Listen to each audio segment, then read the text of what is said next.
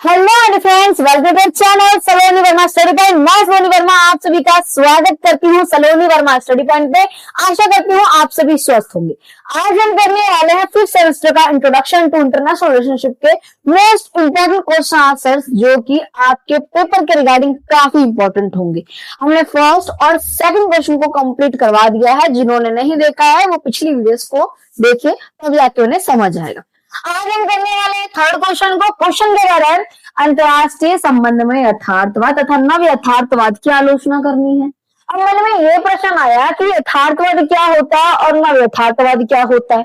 चलिए समझते हैं। बेसिकली अगर बात की जाए यथार्थवाद, यथार्थवाद एक विचारधारा होती है। क्या होती है? ये एक विचारधारा। आप देखोगे यथार्थवादियों का ये मानना होता है कि जो राज्य है वो अपनी सुरक्षा के लिए, राज्य अंतरराष्ट्रीय तौर पे अपनी सुरक्षा के लिए संघर्ष करता है। इसी को यथार्थवाद कहा जाता है। यानी यथार्थवाद में क्या हुआ? अंतरराष्ट्रीय रूप से जो राज्य है अपनी सुरक्षा के हितों के लिए कर रहा है, कदम उठा रहा है, उसी को हम यथार्थवाद कहेंगे। अब इनका क्या मानना है? इसमें संघर्ष भी होगा, इसमें युद्ध भी होगा। और इसमें हम क्या कर रहे हैं? जो राज्य है, राज्य की सुरक्षा के लिए अंतरराष्ट्रीय तौर पे यथार्थवाद की विचारधारा है ये। तो इसके अंतर्गत ये इसे सामान्य मानते हैं। क्या यथार्थवादियों को मानना है कि राज्य जो है वो अपने देश के हितों की सुरक्षा के लिए, शक्तियों को बढ़ाने के लिए संघर्ष कर सकता है, युद्ध कर सकता है। तो अच्छा मुझे बताइए, अगर संघर्ष कर सकता है और युद्ध कर सकता है तो किस प्रकार से जो देश है वो देश में शांति रहेगी क्या? नहीं। यानी हम ये बोल सकते हैं जो इसमें शांति होती है वो अस्थायी होती है। कैसी होती है? अस्थायी। यही आलोचक देखने के लिए मिलेगा जो कि कहेंगे। इसके अलावा यही होती है यथार्थवादी विचारधारा। अगर बात की जाए किसकी? नव यथार्थवाद की, तो हम ये बोल सकते हैं नव यथार्थवाद के अंदर इनकी जो विचारधाराएं होती है, किसकी? ये इनकी जो विचारधाराएं होती हैं वो एक दूसरे से थोड़ी सी अलग होती हैं, इनके बारे में ही है। अब इसमें जो है नव यथार्थवादियों का ये मानना होता है कि जो शक्तियां होती हैं, यानी अंतरराष्ट्रीय तौर पे शक्तियों की संरचना का वर्णन करते हैं नव यथार्थवादी। अगर बात की जाए जो आलोचक हैं, कौन है? आलोचक हैं। अगर आलोचकों की बात करें तो हम ये वाली बात कहते हैं कि अगर हम यथार्थवाद को देखें चाहे नव यथार्थवाद को देखें, दोनों में हमें एक कमी देखने के लिए मिलती है, वो मानवता और नैतिकता की कमी है। किसकी? हम बोल सकते हैं कि मानवता और नैतिकता की कमी। ये कहते हैं कि अगर मानवता की कमी और नैतिकता की अगर कमी होगी तो देश विकास कैसे करेगा, देश में शांति किस प्रकार से होगी। और इसके अलावा अगर हम राजनीति में ही आगे बढ़ेंगे तो हम सांस्कृतिक, आर्थिक और सामाजिक इन मुद्दों में पीछे रह जाएंगे। ये आलोचकों का कहना है। अगर हम चाहते हैं, यानी हम ये बोल रहे हैं कि जो देशों के साथ संबंध बनाए जा रहे हैं वो अस्थायी होते हैं। क्यों? क्योंकि जो राज्य है, जो राष्ट्र है, वो सिर्फ अपने देश की सुरक्षा शक्ति को बढ़ाने के लिए किसी भी हद तक जा सकता है, यानी अपने राज्य को प्राथमिकता देता है। क्या देता है? हम बोल सकते हैं अपने जो राज्य है, राज्य को क्या दे रहा है? प्राथमिकता। अब इसका मतलब क्या है? अच्छा मुझे बताइए, कोई भी जो देश है वो यही चाहता होगा कि उसका देश सबसे ऊपर हो, सबसे ज्यादा विकास करे। कोई भी देश ये नहीं चाहेगा कि दूसरे देश उससे आगे निकल जाए। तो इसी को यथार्थवाद कहा जाता है। यही इस प्रकार से बताया गया है। अगर बात की जाए यथार्थवाद के अंदर और चीजों को समझते हैं तो आप देखोगे कि अंतरराष्ट्रीय तौर पे यथार्थवाद की क्या विचारधारा है।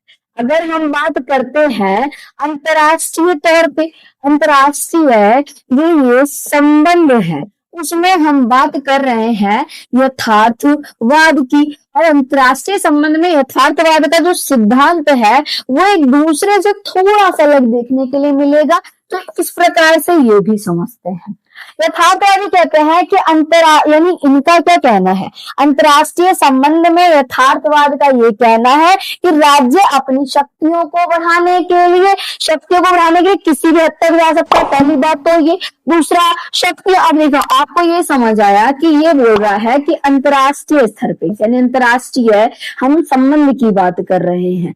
इस संबंध में क्या बोला गया, अंतर्राष्ट्रीय संबंध में जो ये राज्य है वो अपनी किसके लिए, अपने, हम बोल सकता है कि अपने देश के लिए, अपने राष्ट्र के लिए, ठीक है, अपने देश के लिए, अपने राष्ट्र के लिए, विकास के लिए किसी भी हद तक जा सकता है। ठीक है, पहली बात तो ये आपको समझ आ गई कि देश के विकास के लिए किसी भी हद तक जा रहा है राष्ट्र। इसके अलावा जो है इनका ये मानना है कि ये दोनों देश है ना, उनके बीच में संघर्ष होता है, तनाव होता है, और ये जो राष्ट्र होता है वो, यानी अंतर्राष्ट्रीय संबंध में, यथार्थवाद में कोई भी देश, कोई भी राज्य अपने देश की सुरक्षा के लिए, विकास के लिए किसी भी हद तक जा रहा है, इसमें आपको कोई दो राय नहीं मिली। अब इनके बीच में क्या होगा, संघर्ष होगा, वर्चस्व की लड़ाई होगी, शक्ति की लड़ाई होगी, और इसे कौन कौन मारते हैं, यानी यथार्थवाद के समर्थक भी जान लीजिए, क्योंकि पेपर में आपको विचारकों को लिखना भी जरूरी है।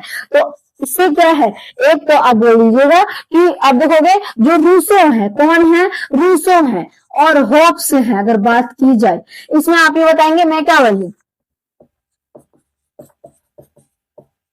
ये लोग यथार्थवाद के समर्थक हैं, फॉलोवर हैं। ये कहते हैं कि यथार्थवाद एक अच्छी चीज है जिससे कि देश के अंदर हम बोल सकते हैं कि कंपटीशन की भावना आएगी, तो कोई देश क्या करेगा, अपनी शक्तियों को और बढ़ाने की कोशिश करेगा ताकि वो देश और अच्छी प्रगति कर सके। तो ये है यथार्थवाद के अंतर्गत। आप देखोगे यथार्थवाद के अंतर्गत अब ये जो आलोचक हैं उनका क्या कहना है, अब हम समझेंगे किसकी, आलोचकों की बात। अब ये जो आलोचक हैं उनमें आप देखोगे कि ये जो राज्य है, राज्य का स्वार्थ देखोगे। अब राज्य का स्वार्थ क्या है कि अंतर्राष्ट्रीय संबंध में राज्य अपनी शक्तियों को बढ़ाने के लिए अलग अलग कदम उठाता है, नए नए तरीकों को अपनाता है। एक ये वाली बात आ जाएगी आपकी।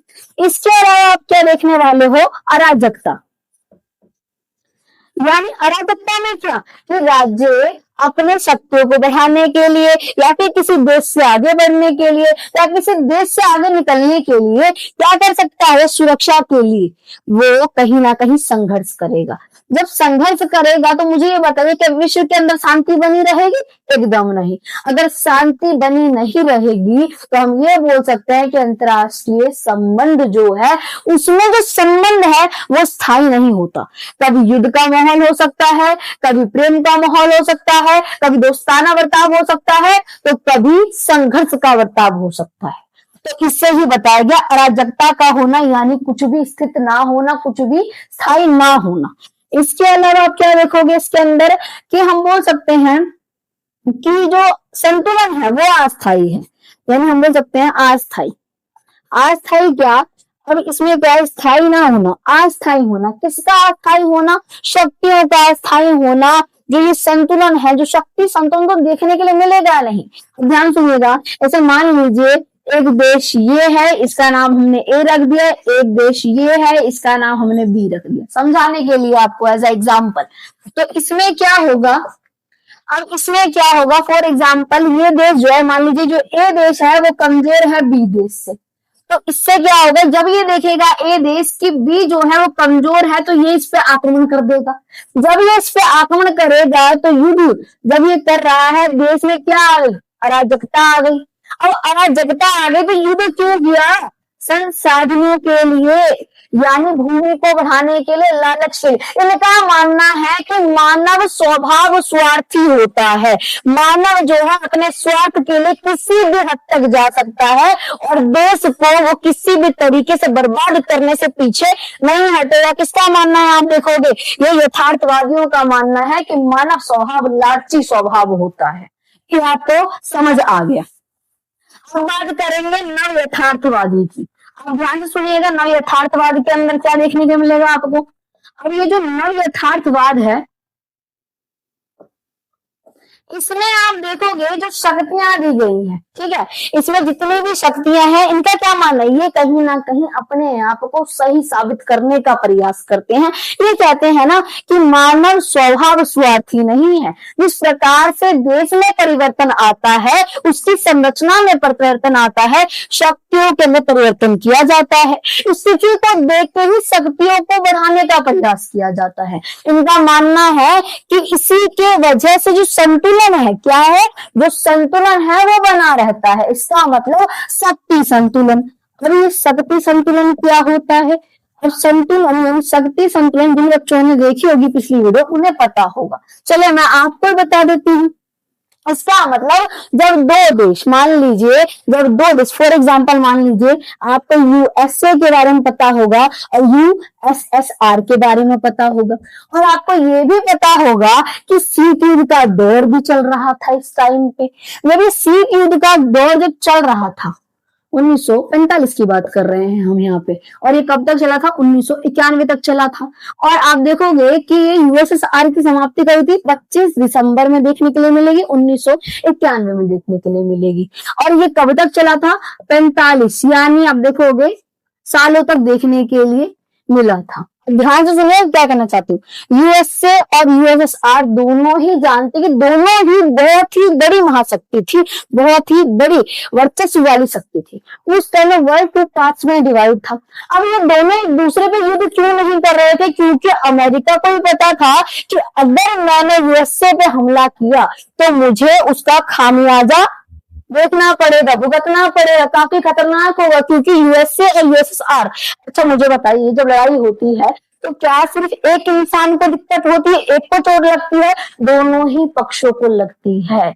इसीलिए जब आप देखोगे युद्ध होगा तो दोनों को ही बराबर नुकसान पहुंचेगा, इसीलिए इन्होंने युद्ध नहीं किया, क्योंकि ये एक दूसरे की ताकत से थोड़ा सा डरते हुए थे। इसी को शीत युद्ध का दौर कहा जाता है, इसी को बैलेंस ऑफ पावर कहा जाता है, इसी को शक्ति संतुलन कहा जाता है।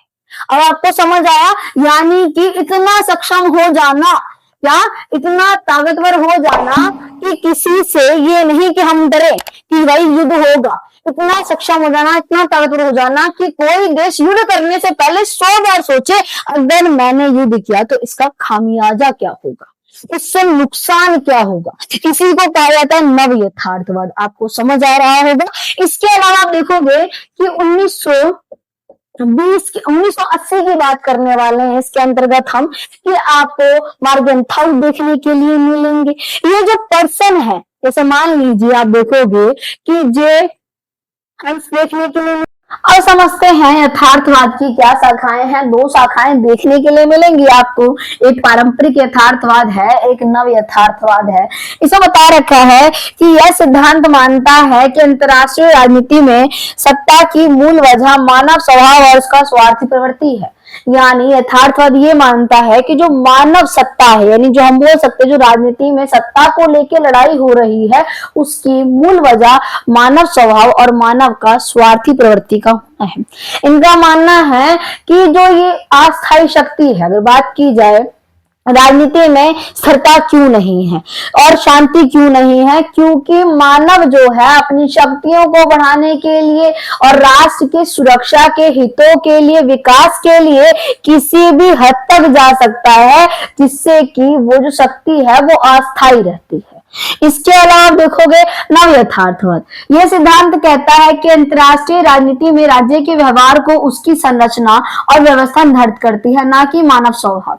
इनका कहना है कि अंतर्राष्ट्रीय जो राजनीति है, जो राज्य की संरचना है, जो राज्य है, कितना राज्य यानी कि हम बात कर रहे हैं किसी देश की, जो उसकी संरचना है वो कितनी शक्तिशाली है, वो कितना मजबूत है, वो कितना सुदृढ़ है, उसकी बात की जा रही है, और ना कि मानव स्वभाव। मानव स्वभाव से कुछ नहीं होने वाला, जो किसी एक कंट्री का जो फ्रेमवर्क है वो ज्यादा मैटर करता है।